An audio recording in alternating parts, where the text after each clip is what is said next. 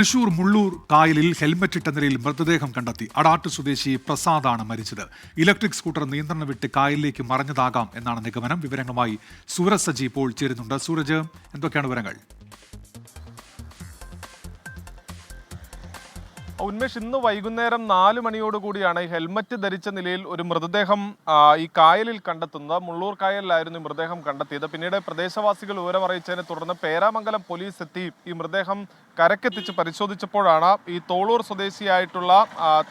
അടാട്ട് സ്വദേശിയായിട്ടുള്ള പ്രസാദിന്റെ മൃതദേഹമാണെന്ന് തിരിച്ചറിഞ്ഞത്. സമീപത്ത് നിന്ന് പ്രസാദിന്റെ ഇലക്ട്രിക് സ്കൂട്ടറും കണ്ടെത്തിയിട്ടുണ്ട്. ഈ ഇലക്ട്രിക് സ്കൂട്ടർ നിയന്ത്രണം തെറ്റി ഈ പ്രസാദ് കായലിൽ വീഴുകയായിരുന്നു എന്നുള്ളതാണ് പോലീസിന്റെ പ്രാഥമിക നിഗമനം. എന്തായാലും ഈ ഇൻക്വസ്റ്റ് നടപടികൾ അടക്കം പൂർത്തിയാക്കി മൃതദേഹം ഇപ്പോൾ ഇവിടെ നിന്ന് മാറ്റാനുള്ള നടപടി പോലീസ് സ്വീകരിച്ചിട്ടുണ്ട്.